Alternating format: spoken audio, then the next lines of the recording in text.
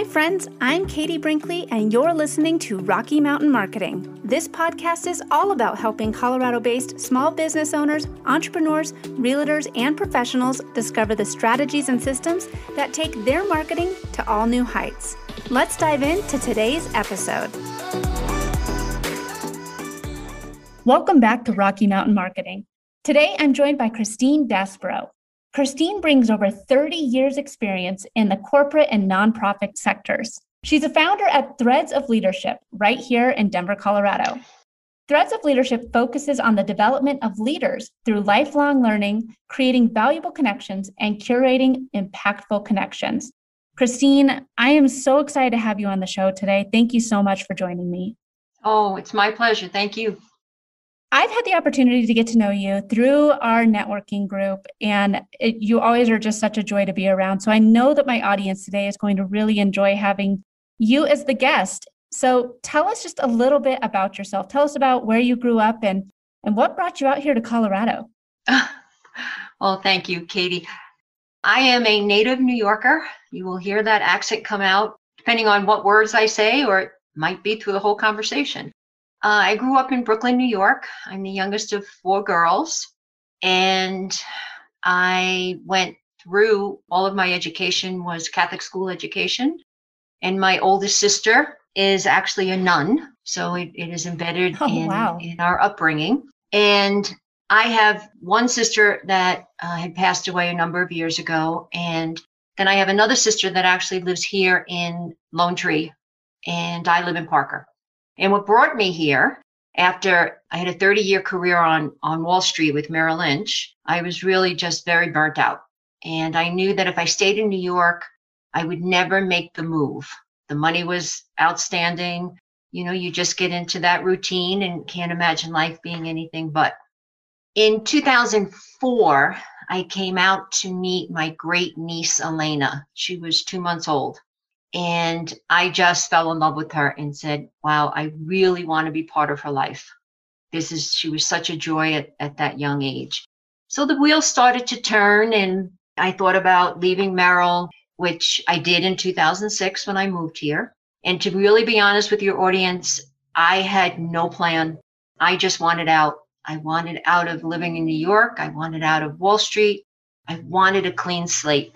And coming out here gave me that clean slate. I had family. My sister's son lives here. And so when I moved here, I knew 5 people, and Elena was the youngest and probably had a better network than I did. But came out thinking I would stay in the industry, just doing it for a different company or with Merrill Lynch, but just in a different capacity. Well, that realism came to the forefront very fast. And the work that I did on the corporate level at Merrill Lynch did not transfer here. So I made a strong, conscious decision to just leave the company and decided to leave the industry. And when I decided to leave the industry, my network was that world. So now I need to figure out who can help me here in Colorado. And I did some research online and found this organization called the Women's Vision Foundation.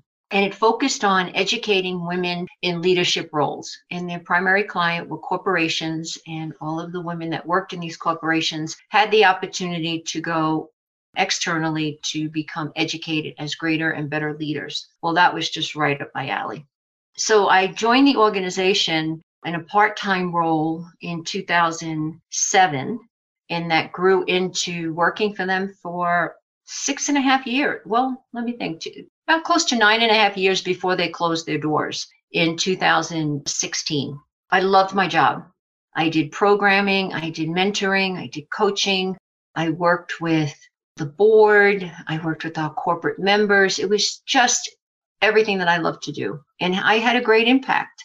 And I also learned how to be a better leader because I started to really learn about who I was as a leader. And the reason I emphasize that is because when I decided to branch out on my own, which is probably you'd call my third career, I realized that, you know, as an entrepreneur, you're standing there alone. You're creating something from scratch, and it could be a hit and miss at times. So the first company I opened in 2017 was called, and it still exists, it's called Curating Connections. And I work with about 50 external leadership speakers that all reside here in Colorado. And I am a resource for corporations who are looking for those speakers to help them, how do I say, just bring in a new viewpoint, a new voice into organizations to educate both men and women in leadership roles, from communication to diversity and inclusion to personal goals. But I did that, and I am still doing it. But in the fall of 2019, perfect timing, I really decided to bring myself to the forefront instead of being behind the scenes. And by bringing myself to the forefront meant that I had to really just expose myself and really just put myself out there to what I can offer individuals as they grow in their leadership. So the one topic that really, really resonated with me was imposter syndrome. And the reason I say that is because 30 years on Wall Street, I lived in that world and probably didn't even know I was. I was the person I was told to be and who my clients wanted me to be and who the company, wanted me to be, as well as how I represented them. And I did that during the working day. But then when I went home at night, I realized that that's not who I want. I was bringing that into my personal world and I didn't like it. And I realized that I wasn't being my authentic self to everyone. I was covering the things that maybe I didn't know. I was covering up on not being as smart as the people around the table. So I never had a voice.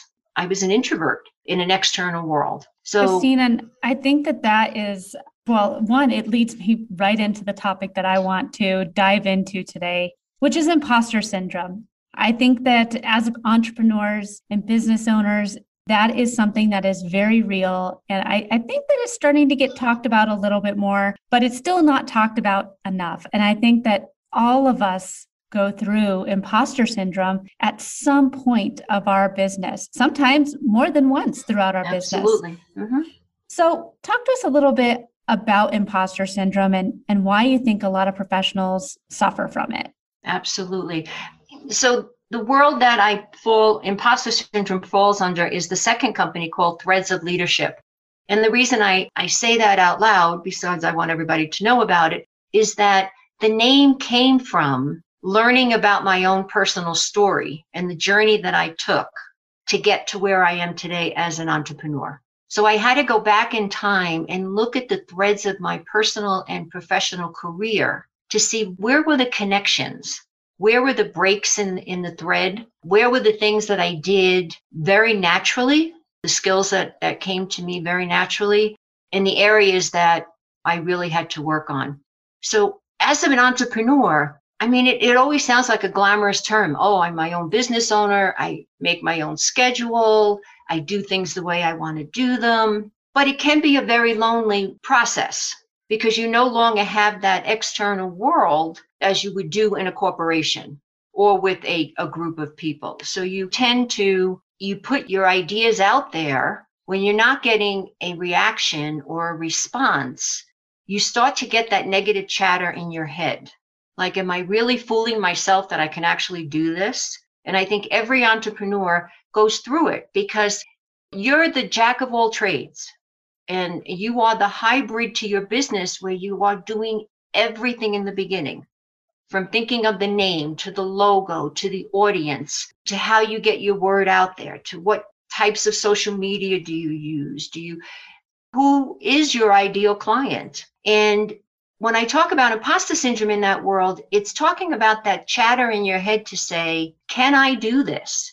And do I have the skills and talent to really help and serve others? And every entrepreneur goes through it because you don't have that paycheck every week that you normally do if you were employed by someone else. And you're scrambling over, how do I make money? How do I survive? Where do I spend it? And they're not all fun questions to answer. So, Katie, I think every business owner at some point or another, and especially in the past year, had their moments to say, should I pack it in? Should I just go and get employed by somebody else and just put a lid on my dream, my passion? The whole part of overcoming imposter syndrome is to truly learn what your purpose is and why you're doing the work that you're doing. And I think every entrepreneur believes that what they do is a great idea, but it's getting the buy-in. And when you don't get that buy-in, you feel like you're impersonating somebody else. It's true, because I think that, well, for me in social media, it's absolutely out there in your face all the time as to what other people in my industry are doing. But it is different for people depending on what type of business they have, what position they have. So can you talk to us a little bit about what imposter syndrome looks like or feels like or sounds like for most individuals that are in that leadership role? Of course, it's different for everybody else. When we're trying to advance ourselves within our company or even grow our business, we raise our hand when we're asked to do something because you don't ever want to say no. At least that's some of the approach in corporate America when you're offered a leadership role or you're offered to go from a contributor to a manager, from a manager to a director. All those titles sound exciting, but there's a lot of responsibility that goes along with them. So if you go from being a contributor to now managing the people that you were sitting next to the day before, you have to gain their trust. Trust is a big part of overcoming imposter syndrome. You have to believe in what you're saying, and you have to project it in a way that you will gain the followers to believe in what you're doing. When you're standing there and you're blowing smoke at people, they will read through that. They will hear your uncertainty in your statement. They will know that you're putting a filter. So when you start to put a filter around how you take on a new challenge, you'll get imposter syndrome. If you take on responsibility that is above what your passion and purpose or your interests are, you'll stand there feeling like you have imposter syndrome. People, you can't know everything about every single topic. So if you're not admitting when you're sitting in front of a client, when you're doing a cold call, when you're taking on a new project, that there's areas of the work that are not very clear to you, you have to be able to admit that, but admit it in a way that you're willing to learn and you're willing to do the research to get the answer. If you try to fudge it, it comes right through. And that's when you live in that world of imposter syndrome. And you will fail in some capacity or the other, from people following you to do the work. Manager and a leader are very different skill sets. A manager is someone that will have people that report to them, but usually it's project driven. It's usually a beginning and an end to something. It could have it could be a continuation of things, but there's always new pieces that come into the fold. When you're leading people, people come to you for your vision, for your influence, for your trust in what you're asking them to do or how you're moving forward. So it's a different skill set. People that lead don't necessarily can manage people. Because when you're managing people, you really have to be very empathetic. You really have to be a very good listener. Then opposed to, yes, you have to be a very good listener as a leader, but you have a team of people that filter that information back to you. Is that making sense? Yes, it makes perfect sense. And I think that one of the things that I know that I have struggled with is comparing where I am in my journey to where other people are in their journey. And it can be hard. You see where someone that you admire, that you look up to, or someone else that you think is at the same level as you, and you see them growing or them going past you, but you don't see their bloopers. You're only seeing their highlight reels. Absolutely. So it can be very hard to turn off the blinder or put up the blinders so that you are only focusing on your own journey. And I think that was when someone told me that, I was like, that makes so much sense, because I don't know, launches they've had that they've failed, or what product that they tried to push out there that didn't sell off the shelves. I only see the stuff that's doing well, because that's all that they're showcasing is the highlights. So it can be really hard to just focus in on your own, on someone else's journey and compare yourself and play that comparison game. Yes, you're absolutely correct. And especially, Katie, as an entrepreneur, we tend to look at other people that are doing similar work to what we're doing. It possibly could be the same work that we're doing. And all of a sudden, I go through that in what I do, in the sense of imposter syndrome and working with individuals to help them kind of peel back the challenges and the obstacles that are in their way so they could move forward. So what I do is not tangible. It's not a widget. You can't buy it in the sense that, oh, I'd like 3 copies of that. It's work. It's really peeling back the things that we may have really pressed down. What we have to realize as leaders, and especially women, I think women tend to do this more than men, is we don't look at our failures as the step of enabling us to move forward. A failure is not always a bad thing. It gives us a moment to stop, if you're willing to stop, and not just put a gloss over it. You really learn a lot about that. And then it's not necessarily a failure that is a bad failure. It's a failure where you learn of where the pitfalls were in that particular product, talk, anything like that. Men will probably push through that a lot better than women. Women will continue to second guess themselves when they have to take a number of steps back. But to your point, we only see the good stuff. I look at social media, and that's a world that is still, talk about gloss over when I think about social media, but I look at people that are in my field, not necessarily that focus on imposter syndrome, but are coaches or leadership individuals that help others develop their leadership. And I look at them and say, oh my God, you can charge $10,000 for what you do. How is that possible? And I won't even conceive that number, because it's really believing in what you do and the difference that you can make. And when you believe it, it will attract the right clients to you. People are really, I want to say, they're very cautious on how they spend their money. So you have to give them the reasons to why they should be spending it with you. Now, Christine, I know that this is what you do, is help people move past the imposter syndrome to find and grow their business and themselves to money-making machines and successful enterprises. What would you say are some of the key tools that you could give us to deal with imposter syndrome? What is something that we can walk away with immediately and say, okay, this is something I can do every day or once a week when I'm feeling those threads of doubt creep up and that imposter syndrome come over me? What's the tool that you would give them to kind of realign themselves? You want to look at your strengths. The reason that you're getting that uncertainty, you're getting that chatter in your head, because one, you're also getting to a place or an area of something that you've never done before. So when you look, my suggestion is, my dad used to say, get a yellow piece of paper, a legal pad, and draw a line down the middle. And it really works sometimes.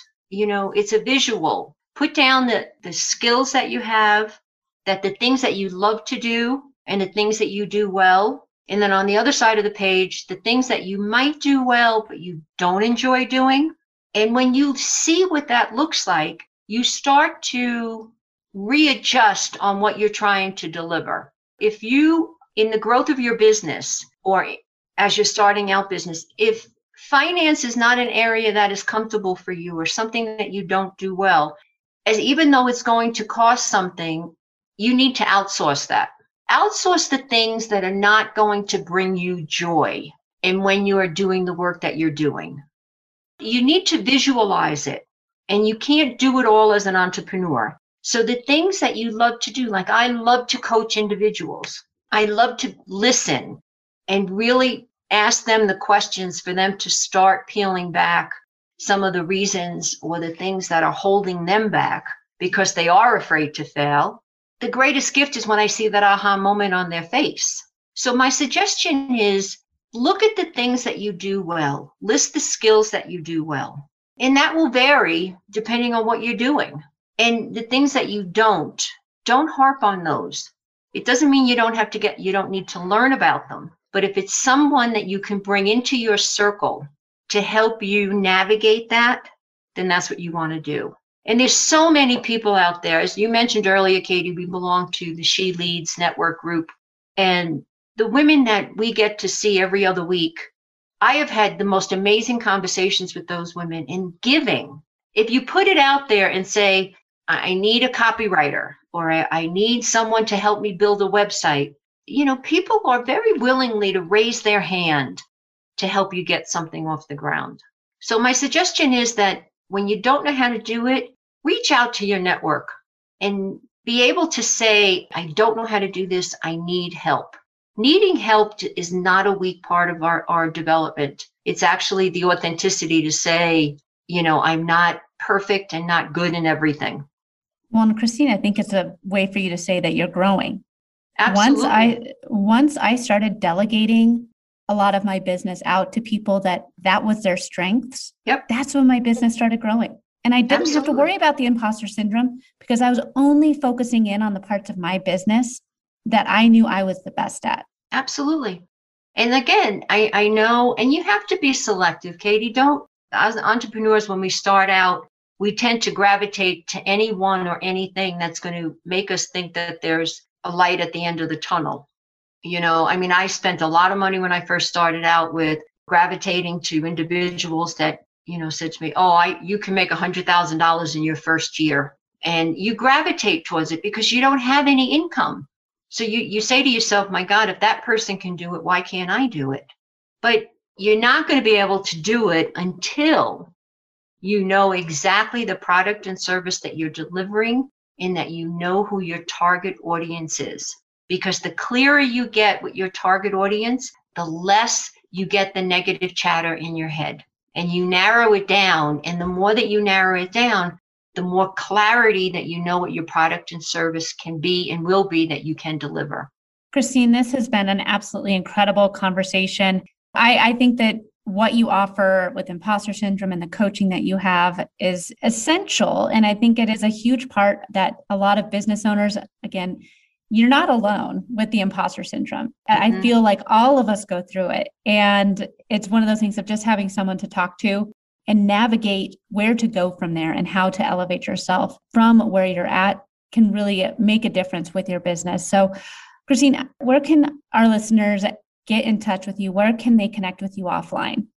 Oh, thank you, Katie. My email address is christine@threadsofleadership.com.